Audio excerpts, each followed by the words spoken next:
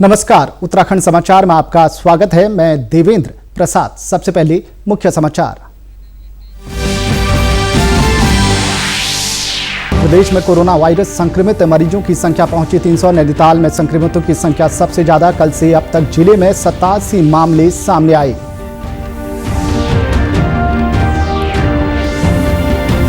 दूसरे राज्यों से लौट रहे प्रवासियों पर प्रशासन की नजर। देहरादून में IGIS ऐप के जरिए होम क्वारंटीन लोगों की हो रही निगरानी। ऐप से मिल रही लोकेशन की जानकारी। केंद्र सरकार के दिशा निर्देश पर कल से शुरू हो रही घरेलू हवाई सेवा। जॉलीग्रांट एयरपोर्ट में तैयारियां पूरी। देहरादून से दिल्ली, जयपुर, लखनऊ, अहमदाबाद, वाराणसी, हैदराबाद, बेंगलुरु और पंतनगर के लिए उड़ानें। और मनरेगा योजना के तहत चमोली जिले में हुआ बेहतरीन काम। जिले में मनरेगा के तहत 72,000 से ज्यादा जॉब कार्ड धारक पंजीकृत। 501 गांव में योजना संचालित।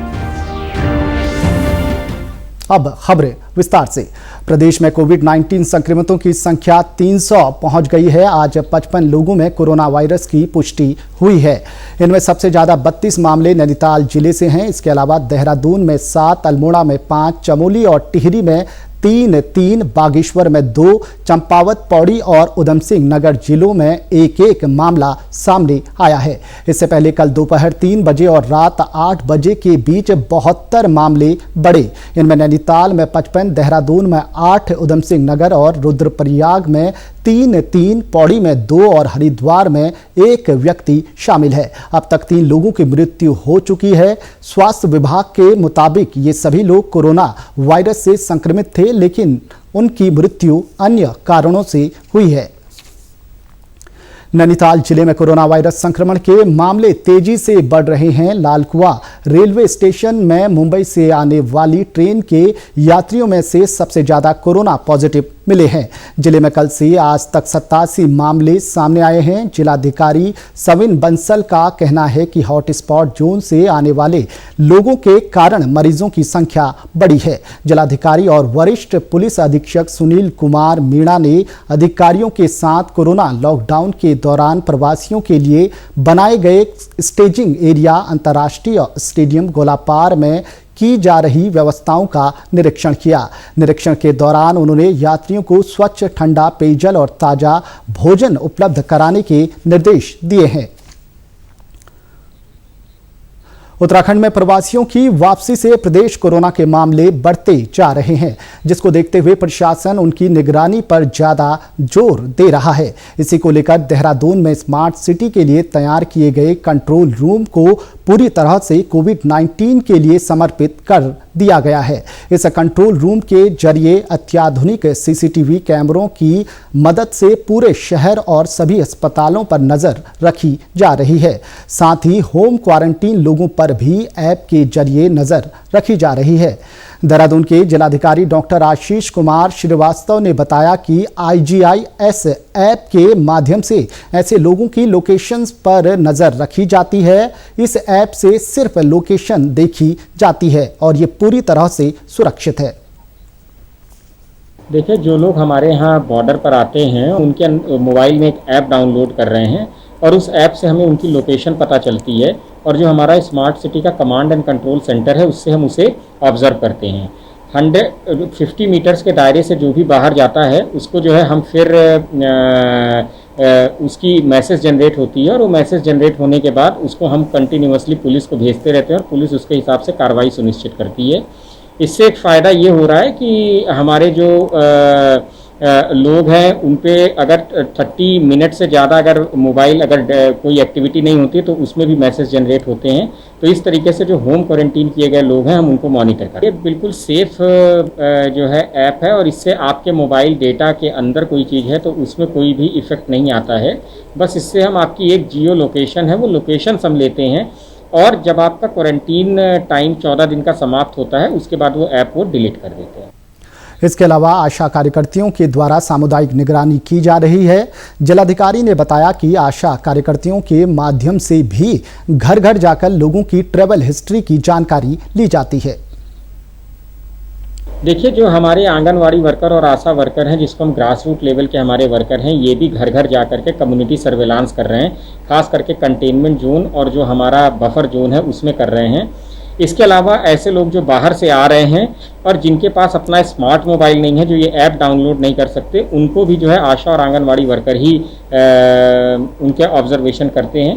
तो ये हमारे लिए एक बहुत इफ़ेक्टिव मेथड साबित हो रहा है कंटेनमेंट के लिए डिजीज़ के। और ऐसे जितने लोग हैं जिनको सर्दी, खांसी, जुकाम, बुखार ये सब शिकायतें रहती हैं, उनकी रिपोर्ट डेली आती है और उसके बाद डॉक्टर्स जो है उनको अटेंड करते हैं।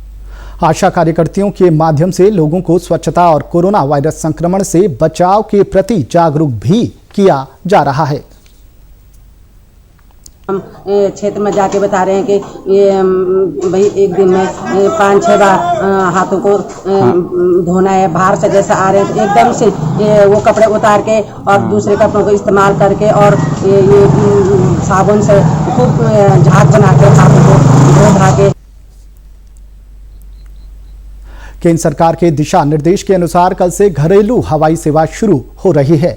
जॉलीग्रांट एयरपोर्ट घरेलू उड़ानों के लिए पूरी तरह से तैयार है। एयरपोर्ट पर सीमित संख्या के साथ विमान सेवा शुरू होगी। इस दौरान कोविड-19 के मद्देनजर सभी तरह के एहतियात भी बरते जाएंगे। एयरपोर्ट की पार्किंग के साथ ही टनल बिल्डिंग, आने जाने के गेट और टिकट काउंटर को सैनिटाइज किया जा रहा है। एयरपोर्ट के निदेशक डीके गौतम ने बताया कि यात्रियों के बीच सोशल डिस्टेंसिंग का पूरा ख्याल रखा जाएगा।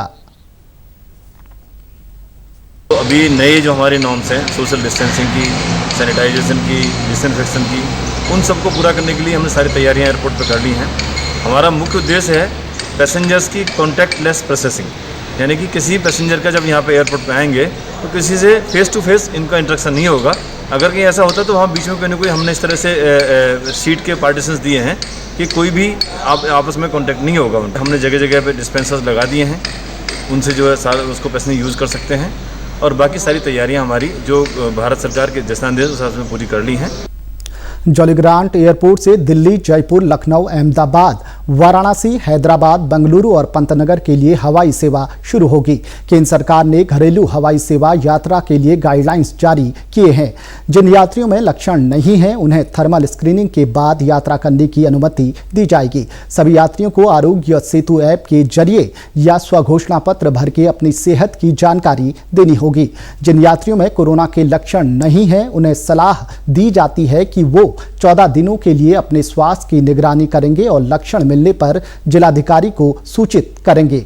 अगर कोरोना के लक्षण पाए जाते हैं तो उन्हें पास के अस्पताल में ले जाया जाएगा। जिन लोगों में कोरोना के हल्के लक्षण पाए जाएंगे उन्हें होम क्वारंटीन या संस्थागत क्वारंटीन का विकल्प दिया जाएगा। टेस्ट रिपोर्ट निगेटिव आने पर उन्हें घर भेज दिया जाएगा, जहां उन्हें 7 दिनों तक आइसोलेशन पर रहना होगा। पॉजिटिव आने पर आईसीएमआर की गाइडलाइंस के मुताबिक इलाज किया जाएगा। घरेलू उड़ान सेवा के लिए राज्य सरकार ने गाइडलाइंस जारी किए हैं। प्रदेश में रविनाथ रमन और संजय गुंजियाल को नोडल अधिकारी बनाया गया है। इसके अलावा मुख्य सचिव उत्पल कुमार सिंह ने जानकारी दी है कि घरेलू उड़ान से आने वाले यात्रियों को होटलों में क्वारंटीन किया जाएगा, जिसका खर्चा उन्हें वहन करना होगा। हवाई सेवा के जरिए यात्रा करने के इच्छुक लोगों को देहरादून स्मार्ट सिटी के पोर्टल पर रजिस्ट्रेशन कराना होगा। राज्य सरकार के द्वारा भी एसओपी को अंतिम रूप दिया जा रहा है। इसमें मुख्य बात ये होगी कि जो व्यक्ति आएंगे उनको हम क्वारंटीन में रखेंगे, जिस प्रकार से अन्य माध्यमों से जो यात्री आ रहे हैं उनको हम क्वारंटीन की व्यवस्था करते हैं। इस केस में हम उन्हें कोई होटल में भी उनके रुकने की व्यवस्था करेंगे, जिसका भुगतान संबंधित व्यक्ति के द्वारा किया जाएगा। अगर कोई व्यक्ति क्वारंटीन स्वयं को क्वारंटीन किसी होटल में पेड व्यवस्था में नहीं करना चाहते तो हमारे पास जो अन्य व्यवस्था है उसके तहत इंस्टीट्यूशनल क्वारंटीन में रखा जाएगा। बागेश्वर जिले में लौटे प्रवासियों में से अधिकतर कृषि के क्षेत्र में रोजगार की संभावनाओं को तलाश रहे हैं। 14 दिनों का क्वारंटीन पूरा करने के बाद कई युवा खेतीबाड़ी में जुट गए हैं। कपकोट तहसील का श्यामा क्षेत्र सब्जी उत्पादन के लिए मशहूर है। यहाँ की सब्जियां जिला मुख्यालय के अलावा हल्द्वानी मंडल तक पहुँचती हैं। दूसरे राज्यों से लौटे इस क्षेत्र के युवा अब कृषि में ही किस्मत आजमा रहे हैं। लॉकडाउन के चलते मैं कहीं बाहर से जोशीमठ में रहता था, तो कहीं इधर उधर जाने का साधन नहीं, कुछ नहीं। तो ये खेती बाड़ी में आलू की मिट्टी चढ़ा रहे, तो बाकी कोई काम धंधा है नहीं, तो खेती बाड़ी में बिजी है। महानगरों से गांव को लौट रहे युवाओं से उनके परिजन भी खुश हैं। उन्होंने उम्मीद है कि ज्यादा लोग खेती में जुटेंगे तो फसल भी अच्छी होगी। इस टाइम पर जो है हमारे यहाँ काफ़ी आलू की फसल ठीक है। थोड़ा ओलावृष्टि से हमको इसकी क्षति हो रही है, लेकिन फिर भी फसल ठीक होती है। और हमारे यहाँ ये आलू जो है हमारे यहाँ से हल्द्वानी मंडी बिकता है और बागेश्वर लोकल भी बिकता है। ये जो पहाड़ का जो हमारा लंबा आलू है, लंबे साइज का आलू है।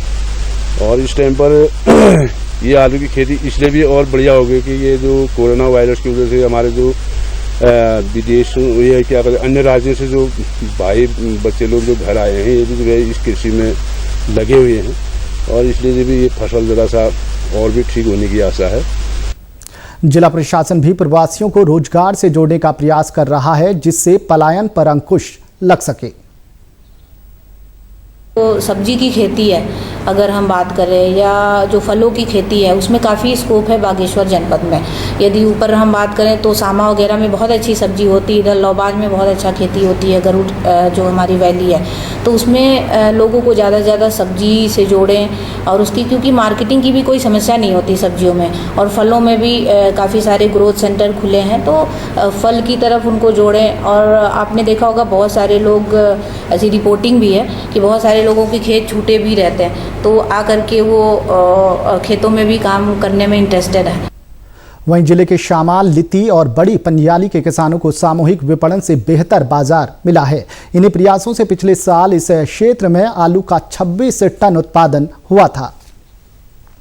कोरोना संक्रमण के चलते लॉकडाउन के बाद गांव लौटे उच्च शिक्षित युवा भी खेती करने में जुट गए हैं। टिहरी जिले के भिलंगना विकासखंड के सेमल्थ गांव निवासी अरुण प्रकाश गांव में अदरक की खेती कर रहे हैं। अरुण प्रकाश सीड साइंस टेक्नोलॉजी से MSc करने के बाद प्रतिस्पर्धा की तैयारी करने देहरादून गए थे। लॉकडाउन के चलते वह अपने गाँव लौटे तो वर्षों खेती की तरफ उनकी निगाह गई।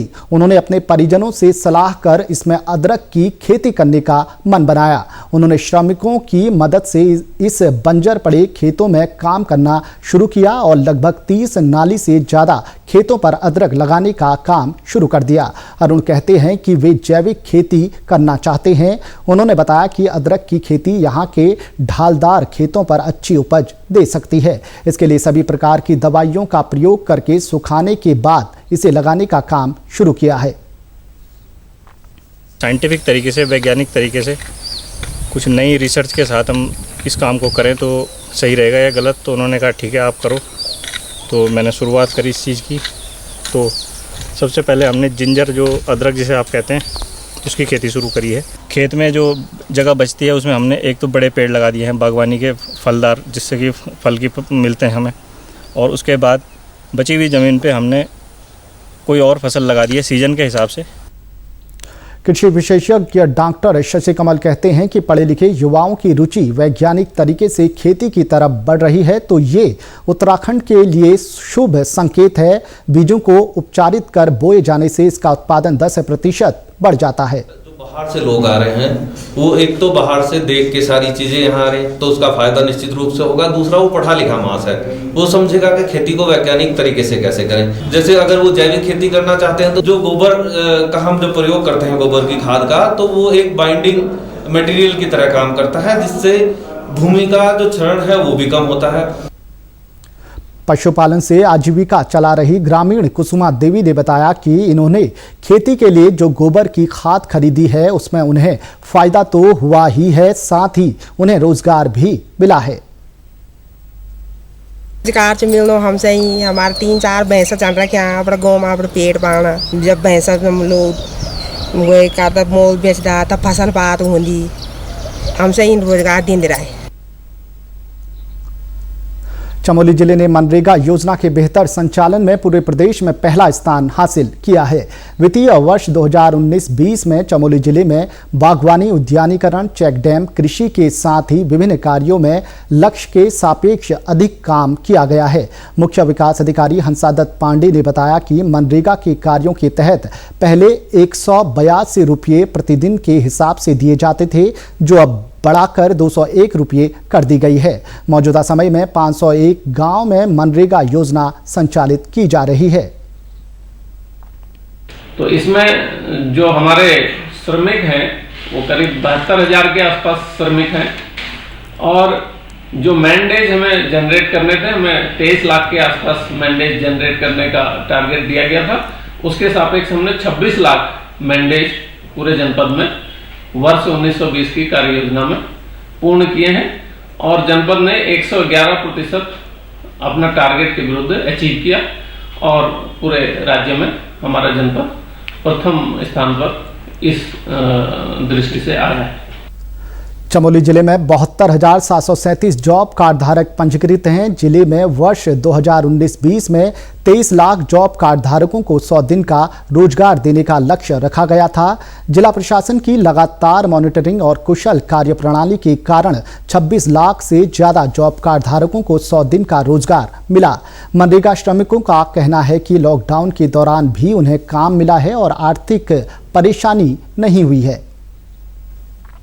कल हमारे यहाँ मनरेगा का कार्ड बनाया हुआ है और आजकल लॉकडाउन में हमारे यहाँ काम भी बिल्कुल सुचारू रूप से चालू है और हमारे ये खाते में पैसे भी आ ही रहे हैं, इसलिए हमें लॉकडाउन में किसी प्रकार की कोई परेशानी नहीं हो रही है। उत्तराखंड के समाचारों में इतना ही। चलते चलते मुख्य समाचार एक बार फिर। प्रदेश में कोरोना वायरस संक्रमित मरीजों की संख्या पहुंची 300। नैनीताल में संक्रमितों की संख्या सबसे ज्यादा। कल से अब तक जिले में 87 मामले सामने आए।